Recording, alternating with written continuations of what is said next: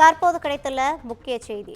கரூரில் மாணவியை கடத்தி கைதான 5 பேருக்கு 15 நாட்கள் நீதிமன்ற காவல் விதித்து கரூர் குற்றவியல் நீதிமன்றம் உத்தரவு பிறப்பித்திருக்கிறது.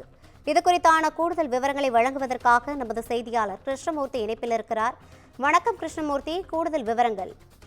நிச்சயமாக கரூர் தாந்தோணிமலையில் உள்ள அரசு கலைக் கல்லூரியில் BA வரலாறு 3ஆம் ஆண்டு படித்து வரும் நிலையில் அந்த மாணவி கரூர் மாவட்டம் ஈசநத்தம் அம்மாபட்டியை சார்ந்த கல்லூரி மாணவி நேற்று மதியம் தாந்தோன்றிமலை பொன்னகர் பேருந்து நிறுத்தத்தில் இறங்கி சக மாணவிகளுடன் கல்லூரிக்கு நடந்து சென்று கொண்டிருந்த போது கல்லூரி மாணவியை அதே ஊரை சார்ந்த நந்தகோபால் என்பவர் மாருதி ஆம்னி காரில் கடத்தி சென்றது. இது தொடர்பாக மாணவியின் சகோதரி பெரியநாயகி என்பவர் புகார் அளித்ததன் பேரில் தாந்தோன்றிமலை போலீசார் வழக்கு பதிவு செய்து விசாரணை மேற்கொண்டனர். இந்நிலையில் கரூர் மாவட்ட காவல்துறை கண்காணிப்பாளர் பெரோஸ்கான் அப்துல்லா அவர்களின் உத்தரவுப்படி காவல் துணை கண்காணிப்பாளர்கள் மற்றும் ஆய்வாளர்கள் உட்பட தனிப்படை அமைத்து தேடி வந்த நிலையில் இந்த சம்பவம் நடைபெற்ற பகுதியை சுற்றியுள்ள CCTV கேமரா பதிவு மற்றும் அலைபேசி எண்களை வைத்து ஆய்வு மேற்கொண்டதில் அவர்கள் திண்டுக்கல் மாவட்டம் குஜிலியம்பாறை தாலுகா ஓடங்கிப்பட்டியில் நந்தகோபாலின் பாட்டி பொன்னம்மாள் என்பவர் வீட்டில் பதுங்கியிருந்தது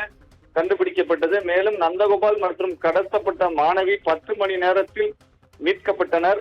பின்னர் கடத்தப்பட்ட மாணவியிடம் விசாரணை மேற்கொண்டதில் நந்தகோபால் என்பவர் கடந்த 1 வருடமாக ஒருதலை பட்சமாக காதலித்து வந்ததும் இருவருக்கும் மனம் முடிப்பது தொடர்பாக பேசி வந்ததாகவும் அதற்கு பெண் வீட்டார் சம்மதம் தெரிவிக்காததால் கல்யாணமானது நடைபெறவில்லை. இந்நிலையில் கடந்த இந்த சம்பவத்தில் நந்தகோபால் தாயார் கலா, நண்பர்கள் கருப்புசாமி, சரவணன், ஆம்னி ஓட்டுநர் பழனிசாமி ஆகியோர் கைது செய்து கடத்தலுக்கு பயன்படுத்திய மாருதி ஆம்னி காரும் மீட்கப்பட்டு அனைவரும் கரூர் குற்றவியல் நீதிமன்றத்தில் ஆஜர்படுத்தப்பட்டு நீதிமன்ற காவலுக்கு அனுப்பப்பட்டனர். மேலும் கடத்தப்பட்ட மாணவி அவரது பெற்றோர் வசம் ஒப்படைக்கப்பட்டுள்ளனர். ரவீனா, கூடுதல் விவரங்களை வழங்கியமைக்காக நன்றி கிருஷ்ணமூர்த்தி.